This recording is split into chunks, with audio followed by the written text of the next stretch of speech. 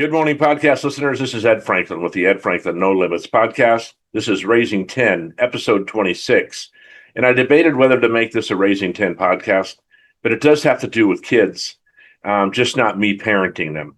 And I'll tell you more about that as we go. So you can always get a hold of me at edfranklin.nolimits@gmail.com. You can go to my website at www.edfranklinnolimits.com. No dots, no spaces. And you can get a hold of me or check out this podcast at any of my social media platforms, LinkedIn, Facebook, Instagram, TikTok, all those places.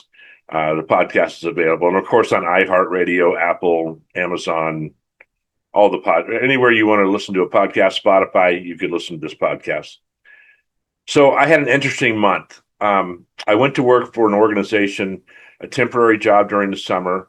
And I'm not going to mention the organization, and I'm not going to mention what we did when I was there, just because there's a ground truth implication to this that I'm going to reach out to this company about, this organization about using ground truth. And I don't want to expose them before I reach out to them. So this was really interesting thing. I worked with a crew of 8 or 10 people, and they were all 24 years old or younger. And this was an amazing group of young people. We give young people a hard time thinking that they're lazy and they're all these things. And every generation thinks the generation or two before them are lazy. That was not the case with the kids that I met. These were really good individuals with really good characters and dreamers and people getting educated. And it was just a fantastic experience. So one of the things I did about 3 weeks in, I thought, you know what I should do? I should do a survey for these kids after, this old guy was telling them stories after stories after stories. And I think they were starting to roll their eyes when I would start to come up with another story. Because, I participated in life. I was not sitting on the bench. And I have stories, hundreds of stories to tell people, young people, anybody who will listen, that from a podcast, I'm always telling stories. And I think they were getting a little tired of my stories. So I wanted to know, from them what it was like to work with this old guy versus all these young people that got along so well. And they didn't all know each other, but a couple of them knew each other from last year working in this organization. So it was really refreshing to work with these kids. And when I went in and I saw these kids and I was starting to tell these stories, I thought, this will be really good for them to be working with this old guy. But what really happened is it was good for me. It was inspiring for me. They were the ones that impacted me. I don't think it was the other way around. It could have been, and I hope it was. But the reality is working with these children, I'm sorry, I don't mean to say children. They're just younger than all my kids. So I think of them that way. Working with these young adults, we'll say, was just an amazing time to work with these guys. So this survey, I'm going to go through these questions. I'm going to go through the questions and then some of the answers. Last night I sat down and kind of took all the answers I had and kind of put them together and I'm going to talk about the highlights. So the first question was favorite Ed story. And like I said, there was a lot of them. Everything you name it, I can come up with a story. I've been around a long time. I've engaged with a lot of people, and I have a good memory. I will tell you this, that some of the kids thought that about 80% of the story was true and the rest was embellished. I got news for you kids, if you're listening. Those are 100% true stories, 1,000% true. And I left stuff out just to shorten the story. Believe me, there was a lot more to all of it. But the first story that everybody thought was the funniest or the most impactful or whatever is when I was in high school. I was about 16 years old. I was a very good basketball player. I was very quick. I had practiced for a couple of years really diligently because I wanted to start on this team as a senior. So I was constantly playing basketball, and I was in a pickup game one day, could have been in PE class or something. And this large guy was guarding me. He was a couple inches taller than me, definitely heavier than me, probably 50 pounds heavier than me. And he came up to guard me, and I went around him really quickly. And he reached over from behind me and kind of grabbed my head and my eyes and stuff. Like he almost poked out my eyes. And when he did that, of course, I lost the ball and I turned around and I swung a fist and I hit him. I punched him right in the face, right above the eye. And like a boxer, I just split his eye open. And he was bleeding all over the place. He was holding his hand up to his eye, and blood was gushing out. And it was a lucky punch. I wasn't aiming for that. It was just that he did this to me, and this is how I reacted. And he ended up getting several stitches in his eye. I got suspended from school. Um, Unfortunately, I had a couple other fights that I got suspended for, so I spent a lot of time in the office with the dean, unfortunately, for fighting. So we're doing our job at this venue this month, and lo and behold, I run into this guy, and unknowingly, I was I was interacting with him, and he took off his sunglasses, and I said, "Dude, what's your name?" And he told me his name, and then I introduced myself, and I said, "We went to high school together." And he says, I saw that scar above my eye where you hit me, and it was funny. It was just such a riot. I mean, this was when I was 16 years old. This is 40 plus years ago that I did this.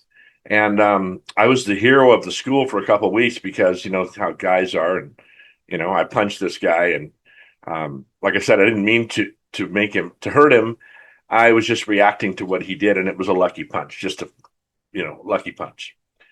And so that was one of the stories that the kids resonated with. They put that on. Almost all of them had that story as one that was uh, their favorite story. And the fact that I ran into him was surprising to them. And then I repeatedly ran into him, but obviously there's no hard feelings. I've actually got his business card. I'm going to connect with him.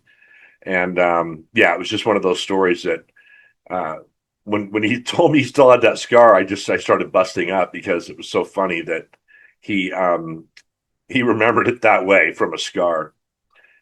Another story that I talked a lot about, I've talked about it on my podcast before, is my relationship with my wife. It was after two failed relationships that I met her, and we dated for 4 years. And I have to tell you, in my perception of life, I have the most perfect marriage out there. Just that's just my opinion about my wife and I's relationship. It's a good relationship. We've been together almost 27 years now, and married for 23. And the kids resonate. They like that I talked like that. And there's other pieces to this survey where they bring that up, that I had given them wise advice about relationships, and that they should take time with those relationships and do a lot of things together. My wife and I do just about everything together, and doesn't bother me at all. And I'd marry her all over again in 2 seconds. So um, that was another story that resonated with them, and I thought that was kind of cool that resonated with them about relationships, because we know there's still 50% divorce, in America, and I'm only successful 33% of the time. So that was a cool story that I brought up. Another one, this little shorter one, was I was talking about the movie Lords of Dogtown. Now, for you older people, you've probably seen this. It's a skateboard movie based in the 70s with Stacy Peralta and Tony Alva and Jay Adams. And it was a time where we had a water shortage in San Diego and Southern California. And the state was making people empty their pools because of this water shortage. They didn't want to keep using water to refill their pools. Well, that gave skateboarders an opportunity to skate in swimming pools that were empty. And they would jump over fences and go and skate in these people's pools. And they almost got caught a bunch of times, and they'd get chased by the police, and they'd get chased. And that was when I grew up, that was happening. We were doing the same thing. Now, I wasn't good at skateboarding in a pool, but I was there watching some really good skaters tear these pools up. They weren't ruining them, they were just skating in them. And the movie depicts just exactly what it was like. It's one of the it's one of the movies that depicts things exactly. Usually they don't. Usually they embellish things, but they could have embellished those kids' lives. But that's exactly how it was when I was a kid. So that was a story that resonated with them. Um, the next question was most valuable lesson you learned from me, or whatever, when you were, whatever you learned when you were there. And again, it was more relationship things, how to have a good relationship, and this is my opinion that I was giving them. They're going to do whatever they want, of course. But I just think it's really important if you're going to be in a marriage that you should really, know each other's expectations and do a good job building that relationship. And, the longer it lasts, the better it is. Another thing they mentioned, most valuable lessons, things can always be worse. I've said this a million times. We think sometimes we're in this shitstorm of life, and we don't understand there's people all over the world that have it way worse than us. I have my health. I have a great relationship. Economically, it's not perfect right now, and I'm not going to get all into that again. But we're working. We're working towards that, and things are getting brighter all the time.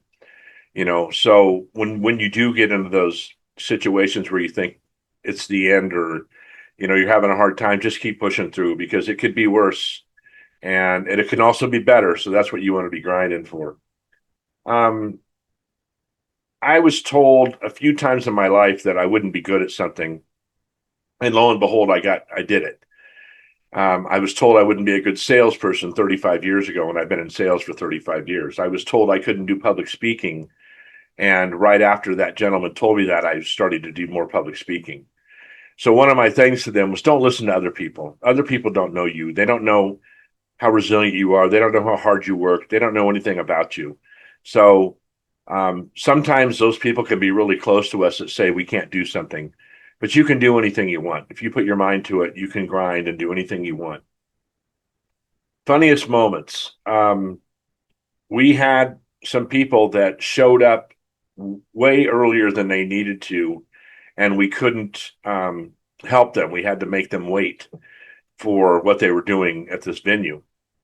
And even to the point, at one point, we had to lock the doors because these people were just bugging us so much. And they just were continually trying to convince our leader, who, by the way, is just, I'm going to talk a little bit about her in a bit, who's just a wonderful, wonderful young adult with an awesome demeanor and very good at conflict resolution, uh, wisdom beyond her years. She's just the coolest person. And I know if these kids are watching this, they're going to know who I'm talking about. And she did a fabulous job and made us all feel comfortable and wanted and needed, and all those things. She was a good communicator. And yeah, so that was one of the fun things. Um, Funniest moments, everybody communicating. We'd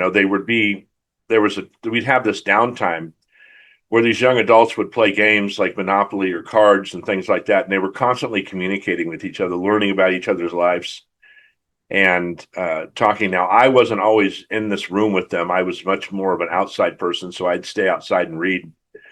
I'd come in all the time and hear they're laughing and they're having a really good time. And there was no animosity between any of them. There was no pointing fingers. There was nothing. They all worked hard. They were all ready to go when they needed to be. And it was really impressive to watch these young adults get along so well. And they may not even have liked each other. I don't know, but I'm telling you, it sure looked like they did. They all really had different conversations. They were watching the World Cup and they were watching baseball, and they were at one point they put paper towels on a wall and put a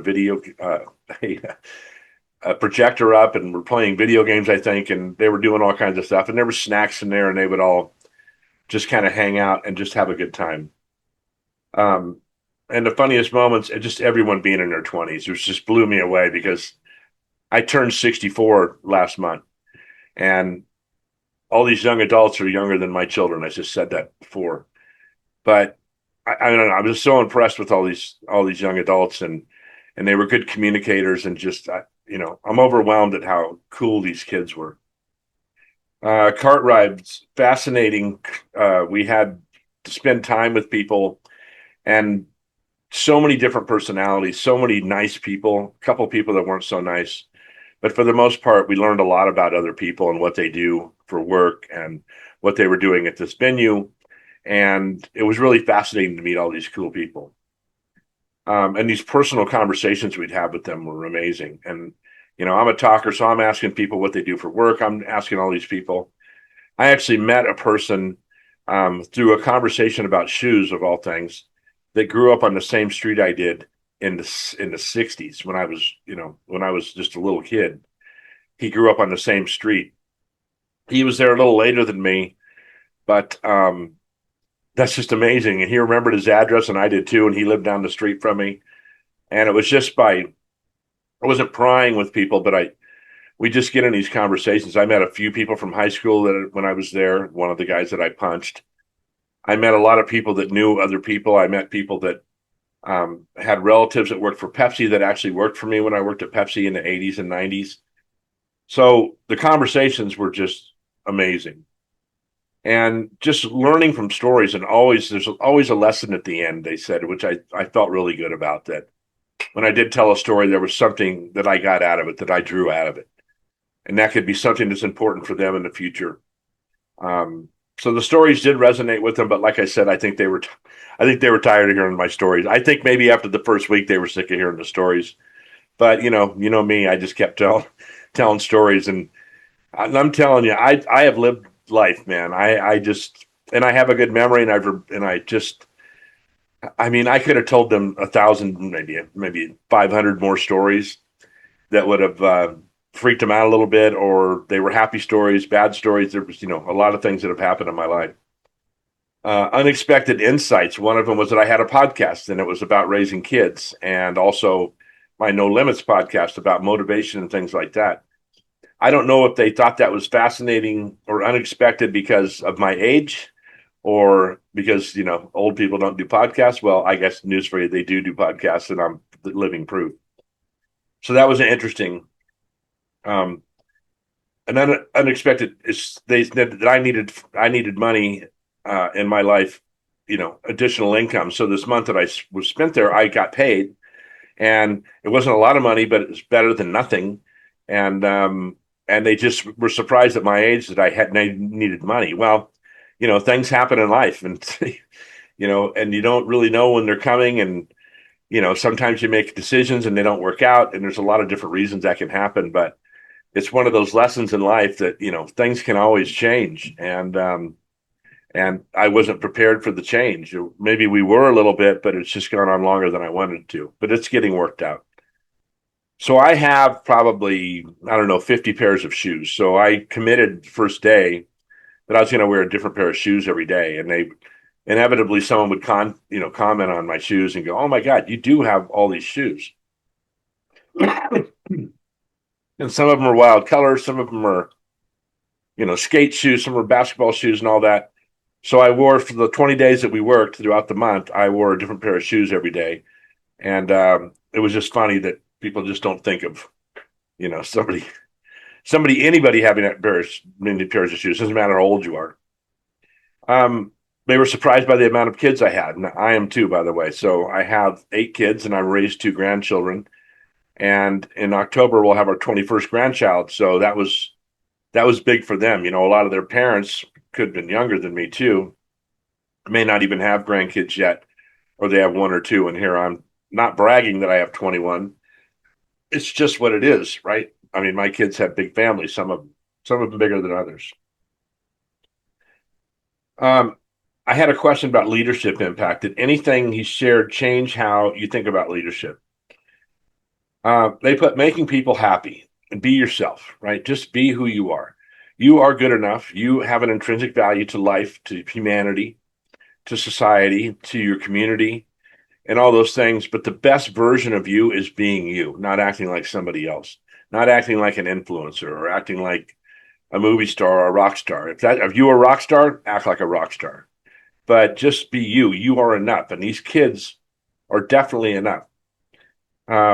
Someone mentioned to work hard, and I tell you, you can't get around working hard. If you want something out of life, like I said, these kids are going to college. They know they have to work 2 jobs. Some of them work in the summer or whatever. They're going to go back to school. And when they get there, they got to put their nose to the grindstone and work hard on school and probably get a job so they can live.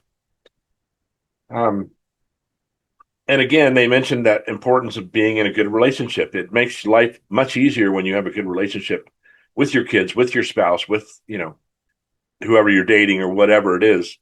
It makes life a lot easier, and you have that support system that everybody really needs. Uh, Favorite phrases. This was a good one. One of them says, "No plan B." I read a book while I was there called Be Useful by Arnold Schwarzenegger, and he constantly talks about this not having a plan B, because if you do, you're going to go to plan B. Plan B is always going to be easier than plan A.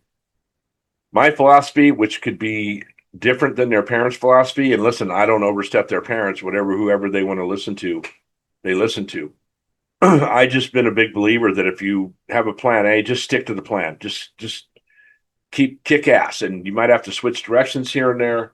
But if you have a plan B, you're going to end up doing plan B. You're going to give up on plan A. So that was one of the favorite phrases that they thought I said. This one's funny. I had one gentleman that I was working with on a regular basis, not every day, but at least 3 or 4 days a week. And this gentleman did not invest in a belt. And he was an older guy, a little heavy set, and inevitably we would see way too much of his posterior. And I called him my ass crack friend because it just, it was, see, it's funny when I think about it. Because for some reason I'd always see it, and it's like, man, it's like a car accident where you can't look away. And I didn't want to see that, but I would turn towards him and he would turn around and bend over to get something, and boom, right there, it was there. So those guys always thought that was funny. Here's a thing: stories were embellished. They weren't embellished. I'm telling you, I could have made every story last 10 minutes longer by adding more details to it, and it would have been more impactful. But I just know you guys were getting tired of my stories, so I wanted to not do any more stories. And there's no limits. Listen, says it right here, Ed Franklin, No Limits podcast. There are no limits in life. Whatever you want to be, you can be. And I say to them to dream big, to dream enormous, not just little dreams. You want to shoot for the stars and you'll hit the moon. If you shoot for the moon, you might miss it. I just heard that quote yesterday. So shoot for the stars. Whatever your endeavor is in life, make it as big as possible and go for it. And if you fall short, you're still going to be way ahead of anybody else.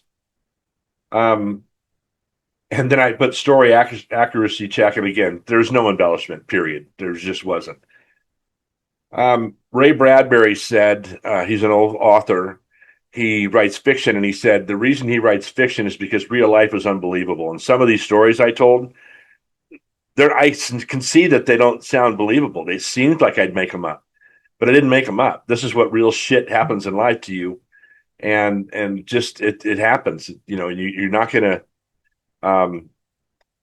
It's just things will happen to you or around you that are unbelievable. You'll see things in the news, things in politics that you just can't even fathom that could really happen, but they're happening. Life is a trip, man, and I tell you, shit happens. Summer growth. These were pretty generic. It was nice meeting new people. It was nice for them to meet some new people that did some things outside of what their parents do or what they do. I mean, they're only in their 20s. They have so much life ahead of them that a lot of more stuff's going to happen. But it was nice that they were able to meet some new people and hear from me and other older people about what we do for work and things like that. So it was good for them to meet new people and communicate. And they were all good communicators. One of the younger kids of all of them, was very inquisitive to me. He would ask me questions about things, and they'd ask me how I met my wife and how, what do I think about this and that. And I loved that, because whether I gave him the answer he wanted or whether he believes the answer or he gets a better answer somewhere else, at least he's being inquisitive. He's asking questions. He's trying to learn about what's happening out there. They were not big on waking up early. Now I get up early. I'm at like 4:00 this morning. I go to the gym at 5 or 6. These kids, I asked them first thing they were going to do after we were done on Sunday was sleep in. I did not, but that's one of the things. That's just a kid thing, right? I think they learned about summer growth. They learned about conflict resolution, how people, when they get wound up, how you have to help talk people down, right? Some people get so adamant about what they want, and these were older adults too. These weren't kids being, immature. These were old adults being immature, and the kids got to see how our leader handled that, how I handled it, how other people handled it. Conflict resolution is a big part of life, because you're going to have conflict in your life, and the way you handle it or look at it or not react to it the way they want you to, because most people just want a reaction out of you. So that was one of the things they said they thought they learned. Team dynamic. Listen, these guys worked as a team. They were not one of them was lazy. Not one of them, they would help each other if they had to. And you could just see they just had so much chemistry. It was really wonderful to see. I'm telling you, I learned a lot from these kids, and it was I probably learned more from them than they learned from me. Just watching that whole team dynamic. I can tell you this, and this is, I hope I'm not patronizing you, but any one of these kids, I would love to parent, right? I would love it if these parents did, whoever their parents are, did a really good job with these kids. And their parents should be proud of them, like I'm proud of them too. And I'm not being patronizing, but I'd take any one of you kids if you needed a dad, or, I would take any one of you, and because you were all really awesome kids. Best rides, more it's communication with the clientele. They were learning things from other people that they might not know much about. That communication piece came up a lot in the survey. Their answers came up a lot in the survey with communication, and they were all good at it. Ed's role, the funniest one I saw was Unc, like uncle, which is fine with me. I'll be your uncle, doesn't matter. You guys are all awesome kids. They thought that Ed's role is an outspoken grandfather. Well, I'm telling you guys, when you get to a certain age, you don't really care what you say anymore. You don't care what people think. You don't care if you insult somebody. I try not to, obviously, but if I have to tell the truth to somebody, they're going to get both barrels. And I'm sorry if they get their feelings hurt. Most people have their feelings sticking out too far. Somebody wrote protector that I would protect these kids to the end. I mean, I tried to stand in on some of these conflicts, just to let them know as they weren't going to push around this young lady that was doing such a good job with us. And listen, she wasn't going to take anybody's shit anyway. She didn't need me there, but I was there if she needed it, and I would have helped her out in a second. And then the stories and the inspiration. I'm so glad a couple of the kids wrote down that they were inspired by the stories. That's kind of how this podcast all started. My No Limits podcast was just telling stories to young people, and ways for them to avoid some of the pitfalls that I fell in because I wasn't mature enough, or I didn't have that mentor or person to give me advice. Maybe my parents weren't, the best parents when we were kids. They were working a lot and things like that. I'm not saying I had bad parents. I had wonderful parents, but they were busy, man. They had to hold a house together with four of us. And it was a whole different time in the 60s and 70s than it is now. Biggest takeaway, guess what came up again? Communication. Communicating with strangers. Learning about what other people do. And working together. Again, I can't tell you how important it was to watch these kids work together. I mean, if I had a staff like that, shit, I'd kick ass in any business. There just was no, like I said, no pointing fingers, no animosity between anybody. They all got along. They all laughed together. It was just amazing. Future advice. This one came up a lot. You'll be okay. You're going to be okay. Listen, the other reason this podcast got us, I just wanted to put my arms around people electronically through a podcast and tell people when they're down and out, everything's going to work out. My mom used to say, this too shall pass, and it will pass. You're going to have some conflict in your life. You're going to have some down times. You're going to lose some people that you love. But it's all going to be okay. It will pass. And you just need to make sure you're dealing with it. You're not just putting it aside and it's bothering you in the back of your head. And I had another thing I kept telling them: keep driving forward, man. Don't look back.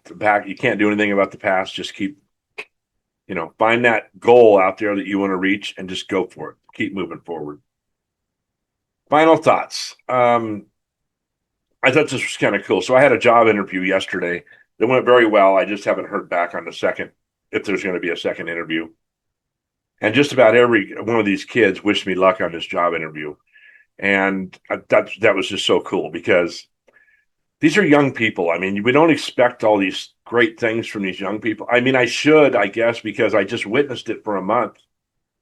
They're amazing. These kids were just off the hook good. And I would keep telling them, how great they were and how how impressed I was with them. And the Arnold book I wrote, there was one kid there that had a big dream, and I gave him the book and said, "Read this book." And I just, so sometimes your confidence is wavering when you're young. I'm telling you, these kids got everything it takes to dream big and accomplish big things. And God, I wish they'd stay in touch with me so I could find out how far they go. They probably won't because, you know, they're young. But I just think I just knew these kids are going to be successful. I just know they're going to be successful. They're all very focused now, and that's important because a lot of kids their age aren't. But I just love these kids so much, and I can't wait to see what they do great things. Maybe I'll read about them in the paper or on social media doing these great things. And the last thing on this final thoughts is they said it was a blast working with me. So, um, yeah, that's like a parent, getting accolades from their kids. That I just thought that was the coolest thing, and I'm glad I'm glad I didn't burn them out on these stories. And I think they had some fun, and we all laughed a little bit. And the weather was nice, and we got to hang out together. And it was just a wonderful experience. And I would, man, I tell you, if I could work with all these kids again, not doing anything, I'd probably do it for free. Just kidding. I don't do anything for free. So to wrap this up, I would say this: all these kids, I gave them a business card so they can go on my YouTube channel and watch this podcast. It may be the only time they watch one of my podcasts, but that's okay. So I'm just telling you, kids, you're all really good kids. You're all awesome. I loved working with you. I loved talking to you. I loved what we did. It was a fun job.